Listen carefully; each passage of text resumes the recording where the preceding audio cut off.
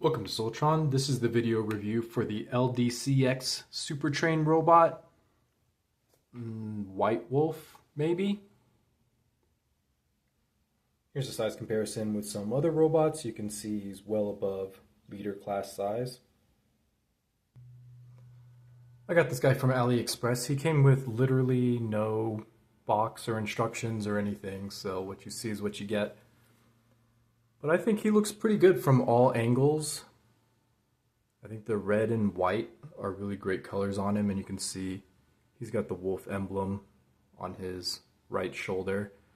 But I think his style flows together pretty well. And then the laser swords are a great addition. We're going to take a look at that head sculpt. It's very interesting. It's got kind of a faux train on the crown. And then it's got like those perky, pointy wolf ears, and then like this fluff on the side. And you can see he's all clear in the back, so of course he's going to have some great light piping, so his eyes shine through pretty well. They definitely look alive. So yeah, I just saw this guy and I just couldn't resist getting him. I'm kind of over collecting these robots. You've seen in years past, I've had a lot of these train robots. I've reviewed more than half of them. But this one was unique enough that I had to get him. So this is what his sword looks like. So it's really nice translucent plastic with some white paint applied to it. So pretty good color separation. It doesn't convincingly look like a sword, and it almost looks as though that these would like fold together into something, but they don't. But yeah, they're nice enough. His articulation is awkward, especially with the arms, so he is going to look weird trying to wield these swords. Like the pose I had him in is probably the best, is where his arms are just straightened out and then turned to the side a little bit. Like that looks pretty great. But if you have him do things like putting it on his shoulder, you can see he's got this weird bicep assembly. Makes him look kind of weird. It kind of works. Or like having his shoulder up. It sort of works. It's not terrible. But his arms are just kind of weird. So having him wield these swords is going to be difficult, especially because he doesn't have wrist swivel. He does have this pivot, so you can kind of get some sword pointing poses, but then it just looks like it's coming out of his arm, which I guess can be kind of cool too. But yeah, he's gonna struggle a little bit with the sword poses, but it's not too bad. You get enough arm articulation to get the idea across, so you can get some like X slashes going. He would definitely do that kind of motion. So it works out. You just have to work with the posing, which can be very awkward on these arms. Anyway. So yeah, you saw he's got this fist swivel. He's got the 360 on the shoulders here on nice ratchets. He has no head articulation as usual with these guys. He does have this weird bicep swivel that's down here. So you can't swivel it here. You have to use like this other transformation joint, so you can kind of get a swivel going. So yeah, he's just got a lot of awkwardness happening here. He does have a pivot here, which gives you more than 90 in both directions, so just kind of awkward looking. And then that's about it. So his hips, you can click in once and you can click out once. That's it for the hips. You get no swivel, you get no forward or backward kick, you get nothing going here, so that's a problem.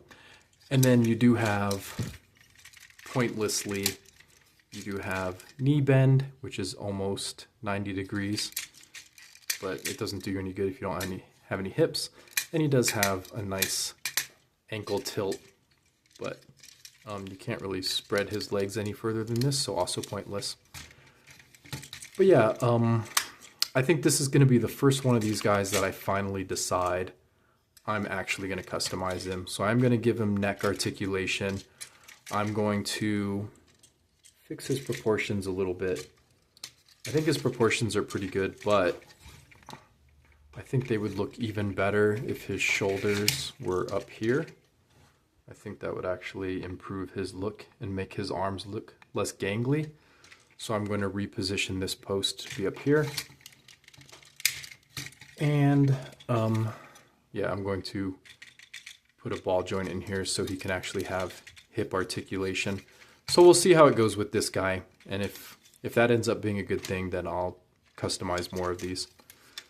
But anyway, transforming this guy is pretty simple. We're just going to fold up his hip skirts, and they're on like a ball joint and a hinge. We're just going to close those up. You can point his toes, straighten those out, and then you're going to take this joint and it's just going to wrap here, and then you're going to collapse it together. It's kind of an interesting joint. And then you're going to just sandwich his legs and then squish his hips together. And then that gap is supposed to be there, and you're just going to rotate down his knee pads, which are cool little chainsaws. I kind of wish his swords carried that motif over a little bit. And then he does have parts forming. You do have to rip off his arms, unfortunately. No way around that. And then you open up his chest, and he's got this gimmick, if you haven't seen these reviews, where you push in his chest and that pops out his head. So this is a fake, another fake train front, and this is actually going to get covered up by his backpack. And then you just collapse those combiner ports, and there you have most of a train. You're going to close his abs up, and there you have all this. And then you're going to take his arms, fold in his fists, and you just kind of like twist everything that can be twisted. And then you do have to collapse this sliding joint. Okay, that took some force. And then you get the front of the train. You're just going to peg that on here. Same thing with the other arm. Slide that slider. And you peg that to the back of the train. And there you have a gigantic train. Oh, and you do have, for first time on these guys, you have weapon storage. So this will actually peg into the top here on these exposed pegs. Maybe.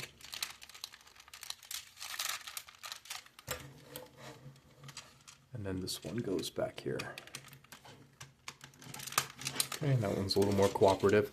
So you do have pretty consistent looking train mode. I don't know what kind of train this is. It's very interesting. It looks kind of old-fashioned. And these guys do come with one other accessory, which is this joint. So you can rip the train in half, and you can install this joint instead.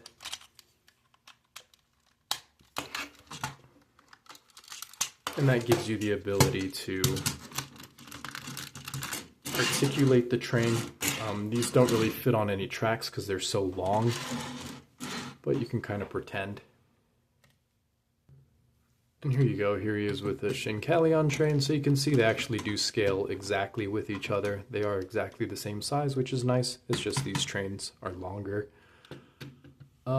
Yeah, but these are a fun series. I bought a ton of these guys. I've reviewed most of them. I still recommend them. I'll put the link in the description. I got it from AliExpress. It was about $25, which is a perfectly acceptable price for a robot this size. Anyway, I'll see you in the next one. Remember to check out my sales link, and I'll see you next time.